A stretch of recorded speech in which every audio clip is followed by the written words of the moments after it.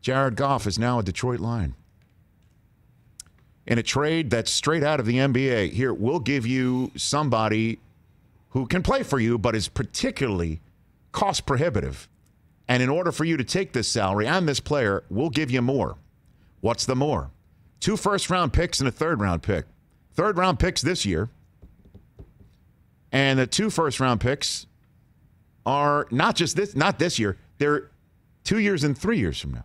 2 drafts and 3 drafts from now. Because the Rams don't have a first-round pick to give this year because Jalen Ramsey is on the team. That belongs to Jacksonville. And the Los Angeles Rams, my daughter, 7 years old right now, she will be bat mitzvahed. For those scoring at home, that's 13 years old. By the time the Rams choose the first-round pick again, it seems like. It's gonna be in between first-round picks. Obviously, they're going to choose first in the 2024 draft unless Les Snead trades that away. And here's what I have to say about it.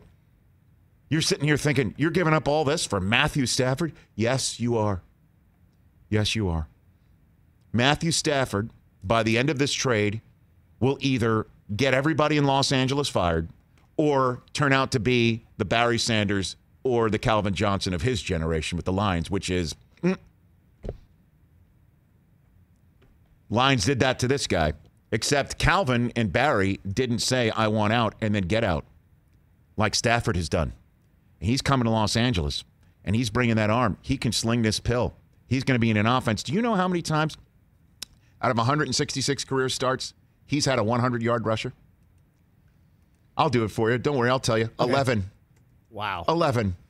Wow. He may have half that many with the Rams next year.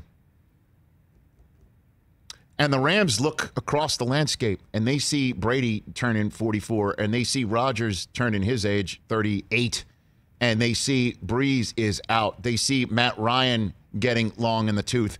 They look at the Cowboys and Dak. They look at across the way, and all they need to do is look in their own division maybe for their toughest long-term competition, quite frankly. And Stafford's just 2 years. You get out from under the Goff contract. And Les Snead is sitting there saying, okay. I'm looking at the way the Buccaneers are doing it. They're winning right now. Okay, I've got Aaron Donald in the prime of his career. Okay, I've got Jalen Ramsey in the prime of his career. Okay, let's win right now. The Rams made this trade looking at the Bucs as the first home team in the history of the Super Bowl, and he's saying, let's make it 2 for 2. That's what he's sitting here thinking. So is McVay. And if you're sitting here wondering, well, look, the Rams just mortgaged their future. Matthew Stafford, what has he done? And if you are at all thinking that, and there are a lot of people on the planet thinking it, like you gave up all that for Matthew Stafford, who's turning 33 on Super Bowl Sunday? You did all that? Yes, you did. Yes, you did. Because he can sling it, and he's never had a team around him like the one the Rams are going to surround him with next year. And Les Snead has got the youngest roster entering 2020. They had the youngest roster entering 2020 and built the first-ranked defense around that team and have Cam Akers and have an offensive line that's getting, yes, with Whitworth long in the tooth, but that is set. Kupp is set. Woods is coming back. Just add Stafford. You have yourself an outstanding chance to win the NFC. You really do. You really do. And then if you are, even with all of that, wondering if the Rams did the right thing, ask yourself this question. Let's just say there's another team in the NFL. Not just this one, Christopher. Let's just say there's another team in the NFL who traded up in the 2016 draft to choose a quarterback as their first-round selection in the top 3. Like Goff. Let's just say they, like the Rams, sign him earlier than other teams would sign a prospect before their first iteration of their contract is up. Let's just say they sign that guy to a 9-figure deal. Ooh. Yes.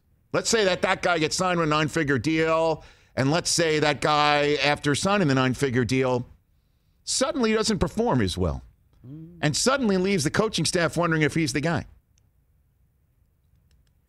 How about instead of trading for Stafford and using your draft choices and just saying, the hell with it, let's go for it right now.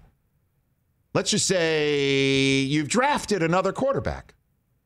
Unlike the Rams, this is where we diverge. You've drafted a quarterback, another quarterback, who you turn to belatedly and reluctantly, but has shown that he can actually perform in this 21st century league. Let's just say that team is the Philadelphia Eagles. Oh, okay, yeah, random. Talk about handling a situation differently, huh? Unreal. Fire the coach that went to the Super Bowl. Rams, hold on to theirs. Fire that coach. Get rid of him. Get a guy who's never done it before. Saddle him with the decision-making. Hold on to the guy and see if he still wants to be there or what. Malcolm Jenkins was on Friday. Former Eagle said that the coaching staff prior to this current one coddled him a little too much. Coddled him a bit. So I ask you this question. Would you rather take the Eagles' approach to their quarterback situation and their guy from 2016, second overall, in Carson Wentz? Or would you rather have the Rams' approach? Let's see how both work out.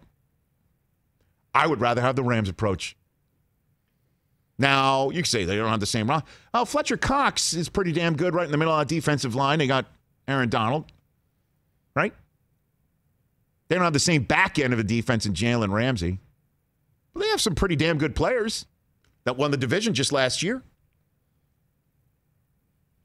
I'll take the Rams approach. Yeah, every time. Every time, twice on Sunday, I will take it. Because at least the Rams, you guys are season ticket holders. You're now even thinking twice about reselling your tickets if you're allowed back in the stadium that you did every single time.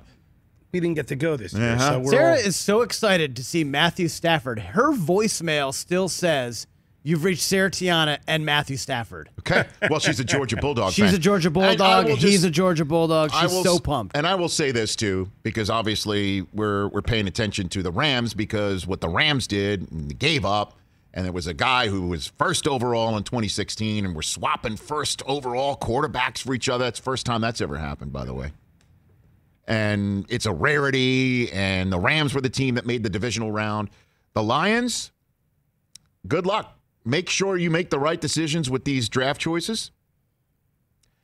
Goff is, the word for it is something here on this show we view as a negative, solid. He has won more, the only quarterback has won more games in the last, since Goff was drafted is Brady. They won a ton of games here with him, and he made the Super Bowl. But clearly something was up. Clearly something was up. And like I said, a game against the Packers is a game where Goff, and again, he was injured, whatever. That's the moment you want him to just say, okay, I'm the next big-time quarterback in this league. I'm going to go into Green Bay, and I'm going to outplay Aaron Rodgers, and we're going to move on with this defense. Didn't happen. And I guess the Rams had just seen enough. And if you've seen enough, rip the Band-Aid off, man. Go for it. I love it. Hey, you watched all the way to the end. Thanks for that. Watch more right here.